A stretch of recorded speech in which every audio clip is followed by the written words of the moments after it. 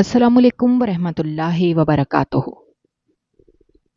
मेरी दुकान पर काम करने वाला लड़का मुझसे बार बार तनख्वाह एडवांस में मांग रहा था। मेरी बहन की शादी सर पर थी। मैंने उसको मना कर दिया। एक रोज मैं बैंक से फर्नीचर के लिए रकम निकाल कर दुकान पर ले गया तो अचानक घर से फोन आया कि मेरा बेटा छत से गिर गया है। मैं पैसों का बैग दुकान पर भूल गया। रात को जब मुझको एहसास हुआ तो मेरे हाथ पांव फूल गए। मुलाजिम का नंबर भी बंद था। मैंने फौरन पुलिस को उसके घर भेज दिया, जो उसे उठा कर ले गए और तशद्दुद का निशाना बनाया, मगर उसने चोरी कबूल नहीं की।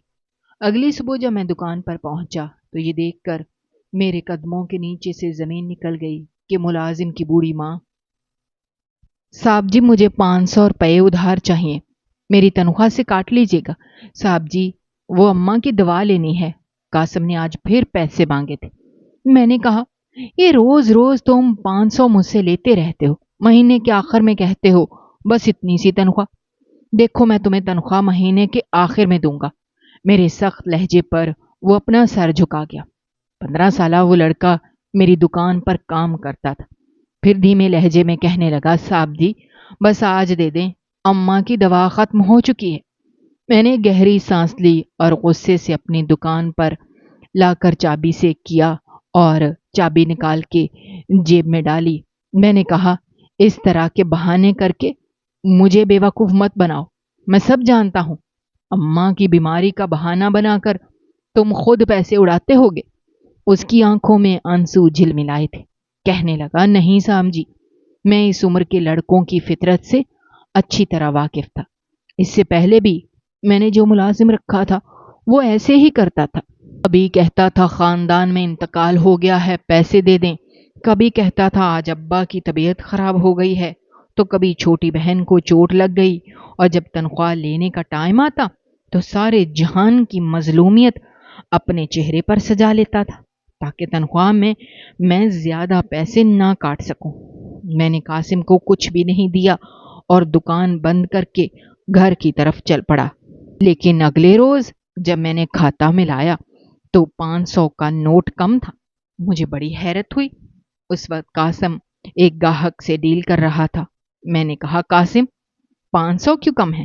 कहने लगा, साहब जी मुझे क्या पता, मैं तो जो भी बिक्री करता हूँ सारे पैसे ला कर में डाल देता हूँ। मैंने कभी गिने नहीं साहब जी। मैंने कहा, तुमने गिने नहीं तो 500 कम कैसे हो गए? बहरहाल उस वक्त गाहक मौजूद था, इसलिए मैंने ज्यादा बहस नहीं की। लेकिन जैसे ही वो गाहक गया तो मैंने बड़ा गजबनाक लहजा अपनाया और उसे धाड़ते हुए कहा, मैंने कहा सच बताओ, मेरे 500 रुपये कहाँ हैं? कहने लगा, साहब जी मैं नहीं लेता, आप दोबारा से देख लें, वहीं मौजूद होंगे। मैंने कहा, तुम ढूंढ कर दो मुझे। उसने मेरा दराज देखा, सारी रकम मुझे पकड़ाई। मैंने गिनी, 500 कम था। फिर उसने दराज पूरा खोला, इधर उधर देखने लगा तो अखबार के नीचे 500 का नोट पड़ा था। कहने लगा, साहब जी ये रहा। मैं समझ गया कि ये इसी ने छुपाया होगा। तभी इसी को पता था कि अखबार के नीचे पैसे मौजूद हैं। मैंने कहा, आइंदा अगर मेरे पैसे कम हुए तो याद रखना, तुम्हारी तनख्वाह से काट लूंगा। कहने लगा, साहब जी मैं क्यों आपके पैसे चोरी करूंगा? मैंने कहा, बस ज्यादा नन्हे मत बनो, तुम जैसे लड़कों को मैं जानता हूं अच्छे तरीके से। मैं अपना खाना घर से ही लेकर जाता था। मेरी बीवी मुझे दोपहर का खाना बनाकर टिफिन में देती थी और अक्सर उसमें मुर्ग मसल्लम या भुना हुआ गोश्त होता था। कभी कभी कच्चे कीमे की टिक्कियां भी बना देती, क्योंकि मैं ऐसे ही खानों का शौकीन था। जब भी खाने का टाइम होता मैं दुकान के फर्श पर दस्तरखान बिछाकर खाना खाने लगता था। आज तक कभी मैंने कासिम से ये नहीं कहा था कि तुम भी मेरे साथ खाना खा लो। मैं उसे शुरू से ही कह चुका था कि अपना खाना अपने साथ लाया करना, लेकिन अजीब लड़का था। मैंने कभी उसे खाना लाते हुए नहीं देखा था और मैं खाना जितना लाता सारा खा लेता था। एक बार मैंने नोट किया कि मैं खाना खा रहा था तो वो मेरी शक्ल देख रहा था बड़े गौर से। मैंने कहा, यूं क्या देख रहे हो? कहने लगा, नहीं नहीं कुछ नहीं साहब जी। फौरन से उसने नजरें बदल ली। मुझे बड़ा गुस्सा आया। मैंने कहा, कल से अपना खाना लेकर आना। کہنے لگا نہیں، میں صبح ناشتہ پیٹ بھر کے کر کے آتا ہوں، مجھے دوپہر کو بھوک ہی نہیں لگتی۔ یہ کہتے ہوئے اپنے خشک ہونٹوں پر اس نے زبان پھیری تھی اور پھر دکان سے باہر نکل گیا۔ میں نے حقارت سے اسے دیکھا، اپنا کھانا ختم کر کے ٹفن بند کیا اور ایک طرف رکھ دیا۔ میں رات کو جب گھر پہنچا تو میری والدہ بڑی خوش نظر آ رہی تھی، مجھے دیکھ کر مسکرانے لگی، کہنے لگی آؤ زبیر، میرے پاس آ کر بیٹھو، مجھے تم سے بہت ضروری بات کرنی ہے۔ میں نے کہا جی اماں جی۔ میں اپنی ماں کے پاس بیٹھ گیا۔ میری بیوی کچن میں کام کر رہی تھی۔ اماں کہنے لگی وہ جو چند روز پہلے بشرا کو دیکھنے کے لیے چند لوگ آئے تھے، انہوں نے اپنی رضامندی دے دی ہے۔ میں نے کہا یہ تو بڑی خوشی کی بات ہے، لڑکا میرا دیکھا بھالا ہے، ایسا کریں کہ فوراً سے پہلے ہاں کر دیں۔ میرے کہنے پہ میری والدہ کہنے لگی تبھی تو تم سے مشورہ مانگا ہے، لیکن ان لوگوں کو شادی کی جلدی ہے۔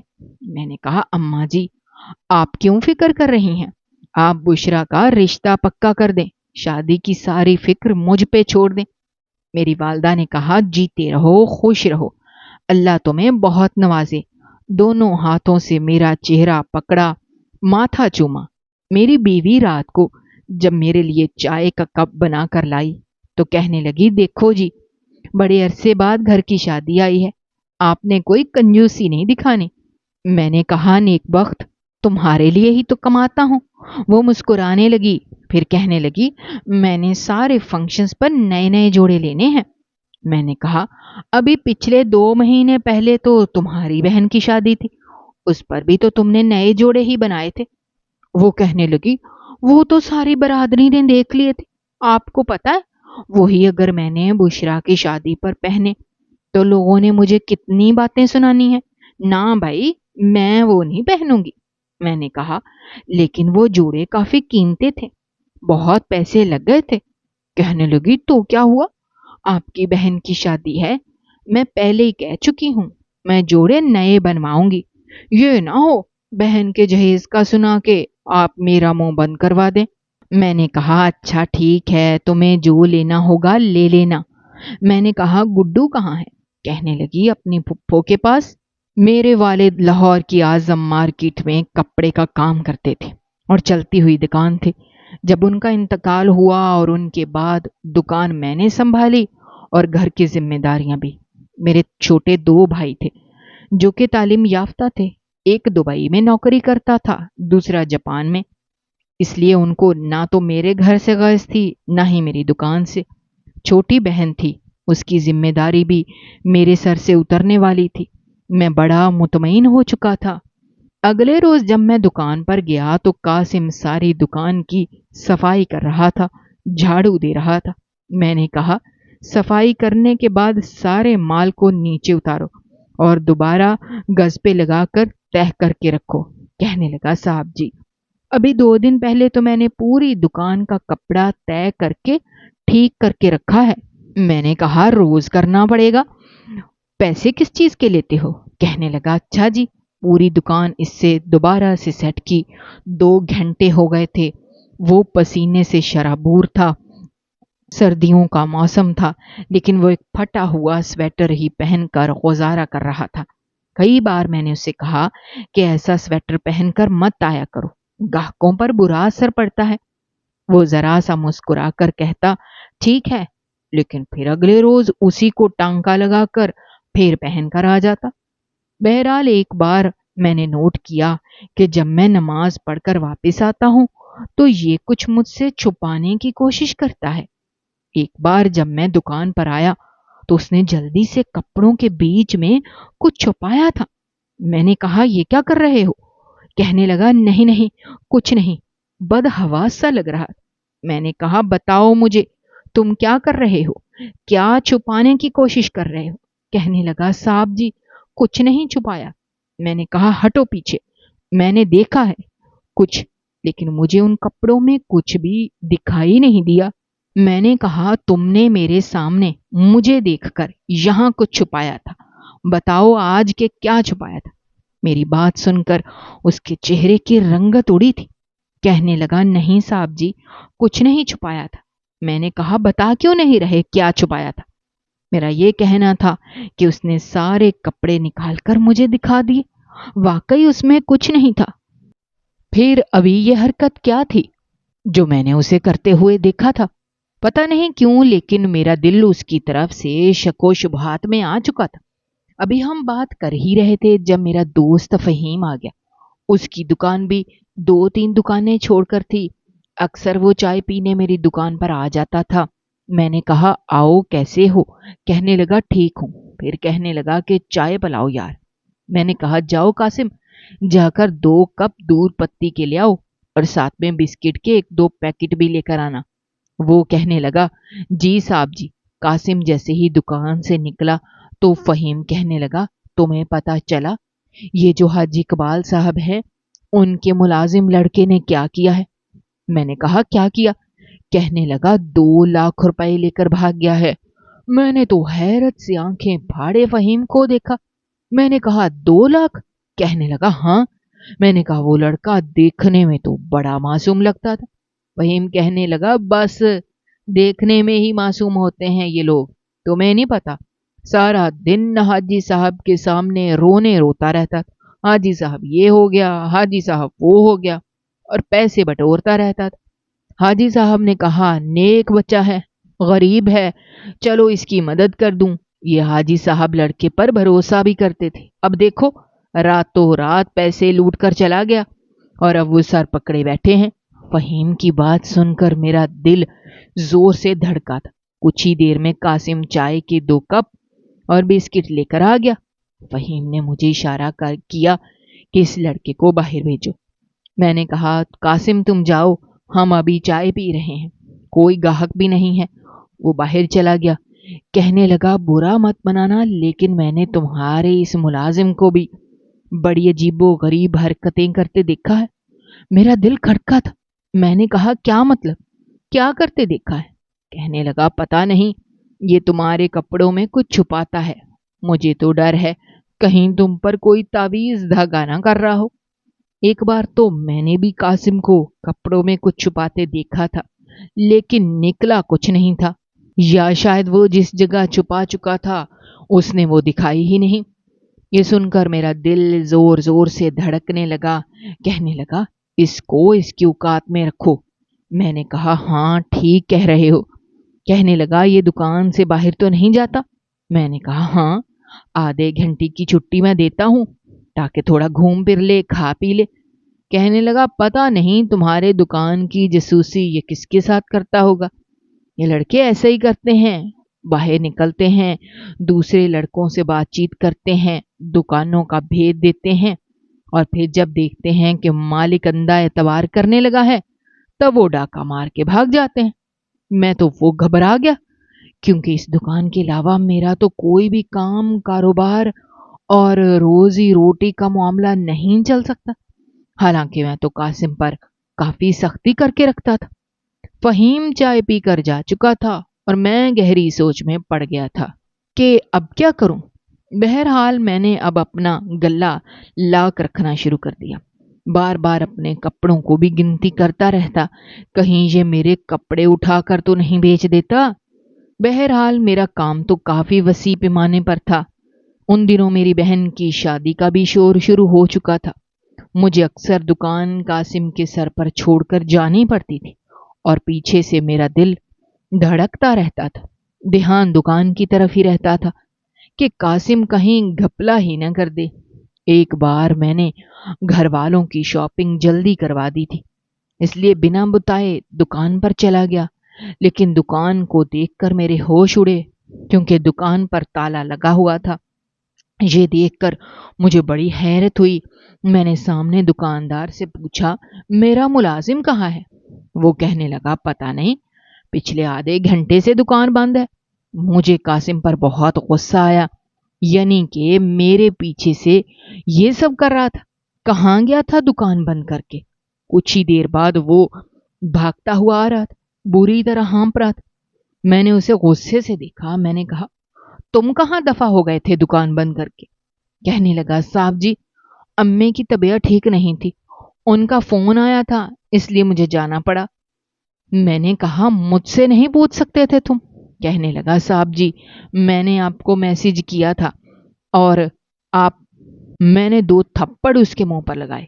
میں نے کہا جھوٹ بولتے ہو مجھ سے؟ میں نے دکان سے ایک چھڑی پکڑی اور اس سے اس کی کمر داغ کے رکھ دی۔ وہ تڑپ تڑپ کر رونے لگا۔ میں نے کہا جھوٹ بولتے ہو مجھ سے، بے ایمانی کرتے ہو میرے ساتھ؟ تم ہوتے کون ہو میری دکان کو بند کر کے جانے والے بنا میری اجازت کے؟ کہنے لگا میں اپنی والدہ کے پاس گیا تھا۔ میں نے کہا خبردار جو مجھ سے جھوٹ بولا، تم لوگ غریب ہوتے ہو ہی ایسے، اپنے مفاد کے لیے اپنے فائدے کے لیے اپنے سگے ماں باپ کو بیمار کر دیتے ہو، جھوٹ بولتے ہو۔ میں نے بے ساختہ اس کی جیبوں پر ہاتھ ڈالا تو اس کی جیب میں سے 1000 کا نوٹ نکلا۔ یہ دیکھ کر میری آنکھوں میں خون اتر آیا۔ میں نے کہا یہ کہاں سے لیے ہیں؟ میری دکان سے چوری کیے ہیں نا؟ وہ روئے جا رہا تھا، نفی میں سر ہلانے لگا، کہنے لگا نہیں صاحب جی میں نے آپ کی دکان سے چوری نہیں کی۔ میں نے کہا تو جھوٹ بول رہا ہے، ٹھہر جا میں تجھے بتاتا ہوں۔ میں نے اس کا کان مروڑا اور کہا لا چابی دے میری دکان کی۔ اس نے جیب سے چابی نکال کے دی۔ میں نے دکان کھولی اور اسے اندر لے گیا۔ پھر میں نے لا کر کو دیکھا، لیکن آج کل میں جس قدر مصروف تھا پیسوں کا حساب ہی نہیں لگا سکتا تھا۔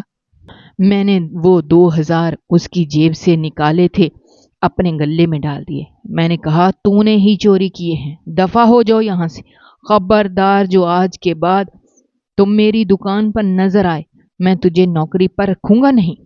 یہ سن کر اس کے چہرے کی رنگت فک ہوئی تھی، فوراً سے میرے پیروں پہ جھک گیا، میرے دونوں پیر پکڑ لیے، کہنے لگا نہیں صاحب مجھے نوکری سے مت نکالو، میں اپنی ماں کا واحد سہارا ہوں اور آپ کی نوکری ہی آسرا ہے۔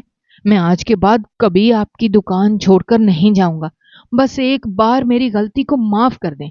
میں نے کہا میں تمہاری غلطی کو معاف نہیں کروں گا، تم چوری چکاری پر اتر آئے ہو، جاؤ یہاں سے۔ میں نے اسے دھکے مار کر دکان سے نکال دیا۔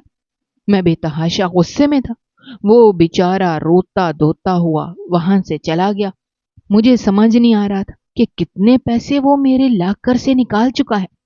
میں بے حد پریشان ہو گیا تھا۔ ایک طرف بہن کی شادی کی تیاری، دوسری طرف کام کا برڈن بھی بڑھ چکا تھا۔ اگلے روز جب میں نے دکان کھولی تو میری ماں کا فون آنے لگا کہ ابھی تک اس نے کروکری کا سامان نہیں لیا، شادی کو دن ہی کتنے رہ گئے ہیں۔ میں نے کہا امی آپ زبیدہ کے ساتھ جا کر جو لانا ہے لے آئیں۔ میری والدہ کہنے لگی تمہیں تو پتا ہے نا سردیوں میں میرے گھٹنوں کا مسئلہ ہو جاتا ہے، بچے کہاں زبیدہ کی جان چھوڑتے ہیں، دیکھو سب کچھ تمہیں ہی کرنا ہے۔ میں تو پریشان ہو کے رہ گیا تھا، اگر دکان بند کر کے جاتا تو نقصان ہو جاتا، پیسوں کی بھی ضرورت تھی، بہن کی شادی کا معاملہ تھا، اوپر سے بڑھتی مہنگائی، بازار میں جاتے تھے تو لاکھوں روپے کا پتہ ہی نہیں چلتا تھا کہ گئے کہاں۔ بہرحال میں نے قاسم کو فون کیا، اس کی آواز میں نمی تھی، ایسا لگ رہا تھا کہ رو رہا ہے۔ میں نے کہا کہاں ہو تم؟ کہنے لگا صاحب جی نوکری ڈھونڈ رہا ہوں۔ میں نے کہا ایسا کرو واپس آ جاؤ، جب تک میری بہن کی شادی نہیں ہو جاتی میری مجبوری ہے کہ میں تمہیں برداشت کروں۔ وہ واپس آ گیا، مجھ سے معافی تلافی کرنے لگا، کہنے لگا صاحب جی میں نے آپ کے پیسے چوری نہیں کیے تھے، میں قسم کھا سکتا ہوں۔ میں نے کہا جھوٹی قسم مت کھاؤ، آج کے بعد لاکر کی چابی میں اپنے پاس رکھوں گا، تمہیں نہیں دوں گا۔ کہنے لگا جیسا آپ کو مناسب لگے، میری بہن کی شادی میں تو بس چند دن رہ گئے تھے۔ میری والدہ نے کہا فرنیچر خرید کر سیدھا دولہے والوں کے گھر میں رکھوا دو۔ میں نے بینک سے پیسے نکلوائے، دکان پر آ کر بیٹھ گیا، کیونکہ مجھے قاسم پر شک رہتا تھا، اس لیے بار بار آ کر دکان دیکھتا تھا کہ وہ کام کر رہا ہے یا میری دکان بند کر کے کہیں چلا گیا ہے۔ بہرحال وہ دکان پر ہی تھا۔ میں نے بیگ رکھا، اس کو سمجھانے لگا کہ میرے پیچھے سے اس کو کیا کیا کرنا ہے۔ تبھی میرے فون پر گھنٹی بجی، میں نے فون اٹھایا تو زبیدہ کا فون تھا، رو رہی تھی۔ میں نے کہا زبیدہ کیا ہوا؟ کہنے لگی گڈو گر گیا ہے، اس کو چوٹ لگ گئی ہے، بے ہوش ہو گیا ہے، اسے ہوش نہیں آ رہی، یہ سن کر میری جان نکلی۔ میں نے کہا کہاں سے گر گیا، کیسے گر گیا؟ کہنے لگی بس جلدی سے گھر آ جاؤ۔ میری تو سمجھ بوجھ جیسے ختم ہوئی تھی۔ میں بھاگا دوڑا گھر گیا اور اسی جلد بازی میں پیسوں کا بیگ دکان پر ہی بھول گیا۔ جب میں گھر آیا تو میرے بیٹے کے سر سے خون نکل رہا تھا، بالکل بے ہوش تھا۔ زبیدہ روئے جا رہی تھی، میری ماں پریشان تھی۔ میں نے فٹافٹ اپنے بیٹے کو گود میں بھرا جو کہ 7-8 سال کا تھا اور اپنی بیوی کے ساتھ اسے اسپتال لے گیا۔ اس کے سر پر گہری چوٹ آئی تھی لیکن 15-20 منٹ بعد اسے ہوش آ گیا۔ ڈاکٹر نے کہا خطرے کی کوئی بات نہیں ہے۔ میں اپنے بیٹے کو جب گھر لے کر آیا رات کے 12 بج چکے تھے۔ یقیناً دکان بند کر کے قاسم چابی اپنے گھر لے گیا ہوگا۔ میں نے سوچا مجھے قاسم کو فون کرنا چاہیے۔ جیسے ہی میں نے قاسم کو فون کیا تو میری جان نکل گئی کیونکہ اس کا فون بند جا رہا تھا اور آج سے پہلے کبھی ایسا نہیں ہوا تھا کہ اس نے فون بند کیا ہو۔ میں نے کئی بار اس کا نمبر پہ فون ملایا لیکن کسی نے نہیں اٹھایا۔ میں بہت پریشان ہو کے رہ گیا۔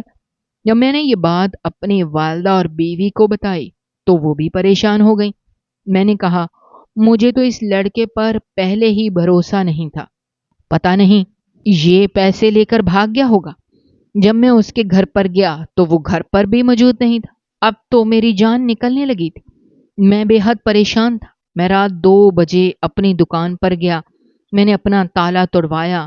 تالا توڑوا کر جیسے ہی میں نے دکان کھولی پیسوں کا بیگ غائب تھا۔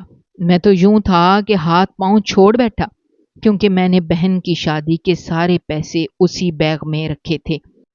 کیٹرین کے پیسے، ہال کی بکنگ کے پیسے، اس کے فرنیچر کے پیسے اور چھوٹی موٹی ہزاروں چیزوں کے پیسے۔ میں تو سر پکڑ کر بیٹھ گیا تھا کہ کروں تو کیا کروں اور کیا نہ کروں۔ پھر میں نے فوراً سے قریبی پولیس اسٹیشن جا کر قاسم کے خلاف رپورٹ درج کروا دی۔ پولیس نے اس کے گھر کا پتہ پوچھا۔ جب میں پولیس کو قاسم کے گھر لے کر گیا تو وہ اس وقت گھر میں موجود تھا۔ اس نے دروازہ کھولا تھا۔ وہیں سے میں نے اس کا گریبان پکڑ کر اسے مارنا شروع کر دیا۔ پولیس افسر نے مجھے منع کیا، کہنے لگا اسے ہمارے حوالے کر دیں۔ وہ کہنے لگا صاحب جی بتائیں تو صحیح ہوا کیا ہے؟ میں نے کہا تمہیں تو میں چھوڑوں گا نہیں۔ بہرحال پولیس والا میرا جان پہچان والا تھا۔ میں نے کہا اس کی ہڈیاں پسلیاں توڑ کے رکھ دو، کیسے بھی کرو میرے پیسے نکلواؤ۔ پولیس والا بھی اسے پولیس اسٹیشن لے گیا، اسے جیل میں بند کر دیا۔ اگلی صبح جب میں آیا تو اس کی حالت بہت ابتر تھی۔ وہ جیل میں زمین پر لیٹا ہوا تھا، بالکل بے حال تھا، چہرے پر زخموں کے نشان، ہاتھوں پاؤں پہ زخموں کے نشان، منہ سے خون بہہ رہا تھا۔ میں نے کہا اس نے کچھ بتایا؟ وہ کہنے لگا نہیں، زبان نہیں کھول رہا۔ میں نے کہا 2 دن بعد میری بہن کی شادی ہے، کچھ بھی کرو اس کو بولو پیسوں کا پتہ دے کہ کہاں ہے۔ وہ کہنے لگا صاحب جی مجھے نہیں پتا، آج آپ اپنے بیٹے کی خبر سن کر باہر نکلے تو میں پریشان ہو گیا۔ میں بھی اسی وقت دکان سے باہر نکل کر آپ کی طرف بھاگا لیکن آپ بہت تیز تیز بھاگ رہے تھے۔ میں دعائیں کرنے لگا آپ کے بیٹے کو کچھ نہ ہو، بس 5 منٹ مجھے لگے تھے۔ جب میں واپس آیا دکان پر آپ کا بیگ موجود نہیں تھا۔ میں نے آپ کا پیسوں کا بیگ بہت ڈھونڈا، پوری دکان چھان ماری لیکن مجھے آپ کا بیگ نہیں ملا۔ میں نے کہا تو جھوٹا ہے کمینے، میں تجھے چھوڑوں گا نہیں۔ وہ لمبے لمبے سانس لے رہا تھا، اب تو اس قابل بھی نہیں لگ رہا تھا کہ مزید مار کھا سکے، لیکن مجھے اس پر ترس نہیں آیا۔ میں نے کہا اس سے کیسے بھی اگلواؤ، پیسوں کا اگلواؤ، پیسے اسی نے لیے ہیں، یہ جھوٹ بول رہا ہے، یہ پہلے بھی 2000 میرے لاکر سے چوری کر چکا ہے۔ پولیس والے کہنے لگے ٹھیک ہے آپ فکر نہ کریں، یہ خود مانے گا کہ اس نے چوری کی ہے اور بتائے گا کہ بیگ کہاں ہے۔ میں واپس گھر آ گیا، میری ماں روئے جا رہی تھی، تسبیح پڑھی جا رہی تھی، زبیدہ الگ پریشان تھی۔ میں نے اپنے دونوں بھائیوں کو فون کیا کیونکہ وہ بھی صبح پہنچنے والے تھے۔ اگلے دن میری بہن کی شادی تھی۔ میں نے جب ان کو یہ بات بتائی تو وہ کہنے لگے فی الحال پیسے ہم بھیج دیتے ہیں، آپ بہن کی چیزوں کا انتظام کریں اور اس لڑکے سے آ کر ہم بات کر لیں گے۔ اگلی صبح پولیس کا فون آیا، کافی گھبرایا ہوا تھا، کہنے لگا آپ کا ملازم مزید مار نہیں سہ سکتا، میں نے کہا تو کیا ہوا؟ اس نے اعتراف کیا۔ پولیس والا کہنے لگا معاف کیجیے گا صاحب، وہ مر چکا ہے۔ یہ سن کر مجھے ایک دھچکا لگا تھا۔ پولیس والا کہنے لگا 14 سالہ لڑکا تھا اور تھا بھی کمزور سا۔ ہم نے تو بہت پوچھ گچھ کی لیکن اس نے کچھ نہیں بتایا۔ پھر آپ کا بھی بہت پریشر تھا، اوپر سے فون آیا تھا کہ تشدد کیا جائے۔ ہم نے اس پر بہت تشدد کیا، اس کی کمر داغدار کر دی تھی، لیکن وہ مزید مار کا متحمل نہیں ہو پایا۔ مجھے افسوس تھا، لیکن میں نے کہا وہ قصور بار بھی تھا، اس نے چوری کی تھی۔ بہرحال میں بہن کی شادی میں مصروف ہو گیا، لیکن دل عجیب بے چین تھا، پریشان تھا۔ بہن رخصت ہو کر جا چکی تھی۔ جب میں دوبارہ دکان پر گیا، قاسم کی یاد آنے لگی۔ میں نے اپنے دل کو یہ سمجھانا شروع کیا کہ اس کو اس کی سزا ملی ہے۔ جیسے ہی میں نے لاکر کے نیچے دیکھا تو بیگ پڑا تھا۔ مجھے یاد آ گیا کہ جلد بازی میں نے بیگ اٹھا کر لاکر کے نیچے رکھ دیا تھا اور پھر بالکل بھول گیا تھا، کیونکہ بیٹے کی افراتفری تھی۔ وہ بیگ دیکھ کر میری جان نکلی تھی۔ میں نے تو دکان کی تلاشی تک نہیں لی تھی اور اس پر الزام لگا دیا۔ جب میں نے بیگ کھول کر دیکھا تو سارے پیسے موجود تھے۔ میری آنکھوں سے آنسو رواں تھے۔ یہ میں نے کیا کر دیا؟ پھر میں نے جب اس کے گھر جا کر دیکھا تو اس کی بوڑھی ماں ویران حالت میں روئے جا رہی تھی، بہت بیمار تھی۔ اس کے پڑوسی اس کے پاس بیٹھے افسوس کر رہے تھے، کہنے لگے اے اللہ، بیمار تو میں تھی، تو نے میرے بیٹے کو کیوں بلا لیا؟ وہ تو میری خاطر دن رات محنت کرتا تھا، صبح دکان جاتا، دکان سے واپس آ کر ایک ہوٹل میں کام کرتا، وہاں کے برتن دھوتا تاکہ میری دوائیاں وقت پر آ سکیں۔ میں یہ سن کر میرے ہوش اڑ گئے تھے۔ میں سوچ بھی نہیں سکتا تھا کہ وہ 2000 اس کی اپنی کمائی کے تھے۔ میری آنکھوں سے آنسو رواں تھے۔ میں کیا کہہ سکتا تھا؟ جیسے ہی میں اس کی والدہ کے پاس گیا، کہنے لگی آپ کون ہیں؟ میں نے کہا میں قاسم کا مالک ہوں۔ اس عورت نے مجھے نفرت سے دیکھا، کہنے لگی مار دیا میرے بیٹے کو، خدا کا قہر ہو تم پر۔ یہ سن کر میرا دل یکبارگی سے دھڑکا تھا۔ کہنے لگی اے ظالم، یہ کیا کر دیا تو نے؟ میرے بچے کو مار ڈالا، میرے قاسم کو مار ڈالا۔ اس نے کچھ نہیں لیا تھا۔ تمہارا میرا بچہ ایماندار تھا، محنتی تھا۔ اس دن بھی میں نے قاسم سے بہت کہا کہ اپنے مالک سے میری بات کروا دو، میں اسے بتا دوں گی کہ 2000 اس نے چوری نہیں کیے تھے، بلکہ وہ تو دکان بند ہونے کے بعد ایک ہوٹل میں برتن مانجتا تھا، وہاں سے اس کو 2000 ملے تھے میری دوائیوں کے لیے، کیونکہ آپ سیٹھ لوگ ایڈوانس پیسے جو نہیں دیتے۔ وہ روئے جا رہی تھی، کہنے لگی میرا تو زندگی کا آسرا وہی تھا، بہت مارا اس کو آپ کے پولیس والوں نے۔ میرے بچے کے جسم کا کوئی حصہ ایسا نہیں تھا جہاں زخموں کے نشان نہ ہو، لیکن اب وہ سکون میں ہے۔ وہ شاید پاگل ہو گئی تھی۔ اپنے آنسو صاف کر کے کہنے لگی اب میرا بیٹا میٹھی نیند سو گیا۔ پھر اپنی پڑوسن سے کہنے لگی ماجدہ، پتا ہے تمہیں وہ رات بھر میری وجہ سے سوتا ہی نہیں تھا۔ مجھے ذرا بھی کھانسی آتی تو اٹھ کر بیٹھ جاتا، کبھی مجھے دوائی دیتا، کبھی مجھے قہوہ بنا کر دیتا۔ میں کہتی سو جا، تھک جائے گا۔ کہنے لگا نہیں تھکتا اماں، جب تو ٹھیک ہو جائے گی تو میں سو جاؤں گا، دیکھ جا کر سو گیا قبر میں۔ یہ کہتے ہوئے تڑپ تڑپ کر وہ رونے لگی اور مجھے لگا کہ میرا دل پھٹ جائے گا۔ میں نے کہا میں آپ کی کفالت کروں گا، آپ کو اپنے گھر پہ رکھوں گا، آپ کی خدمت کروں گا، مجھے معاف کر دیں۔ کہنے لگی نہیں، میں تجھے معاف نہیں کر سکتی، تجھے معافی چاہیے۔ میں نے کہا ہاں چاہیے۔ کہنے لگی جا میرے قاسم کو لیا، جا میرے بیٹے کو واپس لیا، میرا گھر لے لے، میرا سب کچھ لے لے، لیکن میرا بچہ مجھے دے دے۔ تجھے پیسے چاہیے تھے، مجھ سے بات کرتے، میں اپنا سب کچھ بیچ دیتی، تجھے تیرے پیسے دے دیتی۔ میرے بچے کو کیوں مارا؟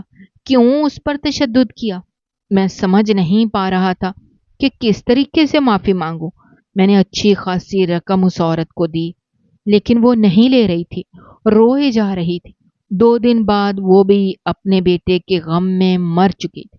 میں بے حد غمگین ہو گیا تھا، ہر وقت بے چینی ستاتی رہتی تھی، پتہ نہیں میری معافی ہوگی یا نہیں۔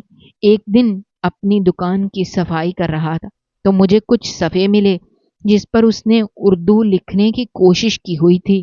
اس پر لکھا تھا، مجھے پڑھنے کا بہت شوق ہے، کاش میرا باپ زندہ ہوتا اور اس کے پاس پیسے بھی ہوتے تاکہ میں اسکول جاتا، پڑھا لکھا ہوتا۔ شاید وہ فارغ وقت میں اردو لکھنے کی کوشش کرتا تھا اور میرے سامنے اسے چھپا دیتا تھا۔ اس صفحے پہ لکھی ہوئی سیاہی میرے آنسوؤں سے پھیل گئی تھی۔